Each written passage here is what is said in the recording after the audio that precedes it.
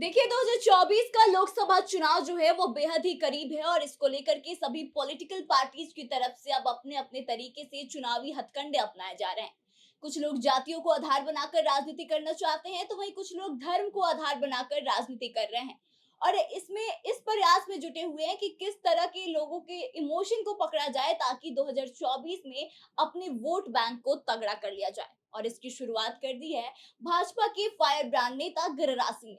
दरअसल आपको बता दें कि गिरिराज सिंह ने अपने ही संसदीय क्षेत्र यानी कि बेगूसराय से इसकी शुरुआत की है और वह बेहद ही आक्रामक अंदाज में नजर आते हुए उन्होंने वहां की प्रशासन को अल्टीमेटम दे दिया है। और उन्होंने कहा है कि जिस तरह से यहाँ की प्रशासन स्थिरता दिखा रही है, जिस तरह से यहाँ मामले बढ़ रहे हैं, हिंदुओं को जिस तरह से टारगेट किया जा रहा है, अगर ऐसा ही चलता रहा तो दुर्गा पूजा के बाद से प्रशासन के खिलाफ बहुत बड़ा आंदोलन होगा। लेकिन आपको बता दें कि इतना ही नहीं, गिरिराज सिंह ने कई सारे ऐसे मुद्दों पर अपनी बातें रखी है जिसको अगर आप जानेंगे तो उसके बाद आप भी कह देंगे कि हाँ, अब पूरी तरह से गिरिराज सिंह चुनावी मोड में नजर आ गए हैं। और उनका यह सारी बातें कहने के पीछे का एकमात्र यही उद्देश्य है कि किस तरह से वोटर्स को अपने तरफ आकर्षित किया जाए। तो आइए आपको बताते हैं कि आखिर कौन सी ऐसी बड़ी वजह है जिसकी वजह से गिरिराज सिंह इतने गुस्से में और भड़के हुए अंदाज में नजर आ रहे हैं। लेकिन उससे पहले नमस्कार, आप देख रहे हैं द बिहार प्रोजेक्ट और मैं हूं आपके साथ हाथुजा। दरअसल आपको बता दें कि अब लोकसभा चुनाव जो है बेहद ही करीब है और इसी को नजर में रखते हुए गिरिराज सिंह ने एक बहुत बड़ा दाव चला है। दरअसल उन्होंने अपने बेगूसराय के एक भाषण में उन 3 मुद्दों को पकड़ा है जिससे कि हिंदुओं का जो वोट है उसको अपने पाले में, एक साथ ही अनुसूचित जाति अनुसूचित जनजाति का जो वोट है उसको अपने पाले में वह आराम से कर सकते हैं। दरअसल उन्होंने हाल ही में हुई जो घटना हुई है वहां पे पिछड़े और अति पिछड़ों की लड़कियों के साथ जो व्यवहार किया जा रहा है, उन पर हमले हो रहे हैं, इसको लेकर उन्होंने प्रशासन को अल्टीमेटम दे दिया है, साथ ही सरकार को भी चेतावनी दी है और कहा है कि अगर यहाँ की प्रशासनिक व्यवस्था में सुधार नहीं हुआ तो दुर्गा पूजा के बाद बहुत बड़ा प्रशासन के खिलाफ आंदोलन किया जाएगा। लेकिन आपको बता दें कि जो राजनीतिक जानकार है उनका यह कहना है कि इसमें भी गिरिराज सिंह चुनावी एजेंडा अपना दिखा रहे हैं और अब ऐसे कोशिश कर रहे हैं कि किस तरह से वोटर्स को अपनी ओर लुभाया जाए। दरअसल इसके अलावा उन्होंने इस बात को कहा कि हिंदू जो है, हिंदुओं के साथ बेगूसराय में दुर्व्यवहार किया जा रहा है और अगर हिंदू अपने आप पर आ जाए तो वो अपने सनातन धर्म की सुरक्षा के लिए कुछ भी कर सकते हैं और बड़ा कदम उठा सकते हैं और अपने सनातन धर्म की सुरक्षा कर सकते हैं।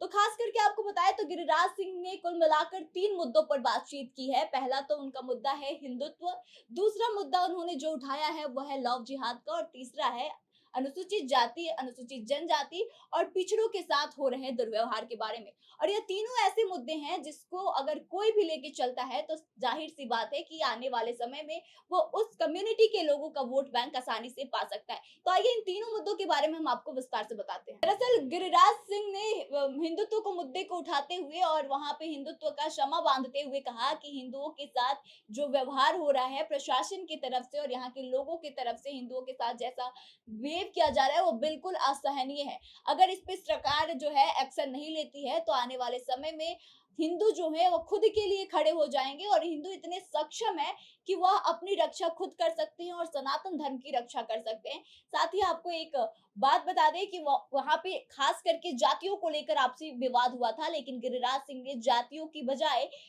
कम्युनिटी यानी कि धर्म को लेकर के बोलना शुरू कर दिया। उन्होंने सीधे हिंदुत्व पर आकर अपनी बातों की शुरुआत करी। वहीं दूसरा जो पॉइंट था आपको बता दें कि लव जिहाद का मामला, इसको लेकर के गिरिराज सिंह ने कहा कि बेगूसराय में जो है लव जिहाद का मामला काफी बढ़ता चला जा रहा है, हिंदुओं की लड़कियों के साथ गलत तरीके से व्यवहार किया जा रहा है और यह सब एक साजिश के तहत हो रहा है जिसमें कि प्रशासन और सरकार भी शामिल है। अगर इस तरह की घटनाएं नहीं रुकती है तो आने वाले समय में इसको लेकर भी बड़ा आंदोलन किया जाएगा। तीसरा जो मुद्दा था कि अनुसूचित जाति और अनुसूचित जनजाति, इसके साथ ही पिछड़े वर्ग की महिलाओं के साथ जिस तरह से व्यवहार किया जा रहा है उन पे आए दिन हमलाएं हो रही है, यह हाल का ही मामला है और मेन मुद्दा यही था और इसी को लेकर तीसरा पॉइंट उन्होंने टारगेट किया और कहा कि अगर इस तरह की घटनाएं भी नहीं थमकती है तो इसमें जिम्मेवार कोई अगर है तो प्रशासन और सरकार है और अगर इस तरह की घटना आए दिन नहीं थमती है तो दुर्गा पूजा तक का वह प्रशासन को अल्टीमेटम देते हैं। उसके बाद से इसको लेकर के भाजपा की तरफ से बड़ा आंदोलन किया जाएगा और इसके लिए केवल सरकार जिम्मेवार होगी। अब आपको बता दें कि राजनीतिक जानकारों का ऐसा मानना है कि अब जो गिरिराज सिंह है वह पूरी तरह से खुलकर हिंदुत्व के पक्ष में बोलने लगे हैं। उनका अब जो चुनावी मुद्दा और मकसद बन गया है वह बस हिंदुत्व से शुरू होता है और हिंदुत्व पर जाकर ही खत्म होता है। उनके पास बस एक इस चीज के अलावे कोई भी ऐसा पॉइंट नहीं बचा है जिसपे कि वो आगे जाकर बात करे। पिछले कुछ दिनों की अगर आपको बात करें तो याद होगा आपको कि सरकार की तरफ से छुट्टियां रद्द की गई थी। इसको लेकर भी गिरिराज सिंह ने काफी बड़ा सवाल खड़ा किया था। इसको लेकर के वह राज्यपाल से मिलने तक पहुंच गए थे कि हिंदुओं का जो पर्व है उसको लेकर के सरकार टारगेट कर रही है और हिंदुओं के साथ भेदभाव किया जा रहा है। इसके पहले ही बेगूसराय में शिवलिंग को तोड़ दिया गया था, जिसमें कि मुसलमान लोग भी उतने ही दोषी थे जितने कि हिंदू कम्युनिटी के लोग। लेकिन उस मुद्दे पर भी गिरिराज सिंह ने साफ-साफ मुस्लिमों पर आरोप लगाते हुए कहा कि हिंदू कम्युनिटी के जो लोग हैं वो काफी खतरे में हैं। तो इस तरह से राजनीतिक जानकारों का साफ-साफ कहना है कि अब जो भाजपा है और भाजपा में खास करके जो गिरिराज सिंह है, वह अब बस हिंदुत्व को मुद्दा बनाकर ही अपने आगे की जिंदगी में जो भी राजनीतिक करियर है उसको जीना चाहते हैं और आगे की लड़ाई लड़ना चाहते हैं। आपको क्या लगता है ये कहाँ तक सही है और क्या वाकई में ऐसा है? तो आप अपने विचारों को हमें बताएं और आगे की तमाम खबरों के लिए बने रहें हमारे साथ। देखते रहे द बिहार।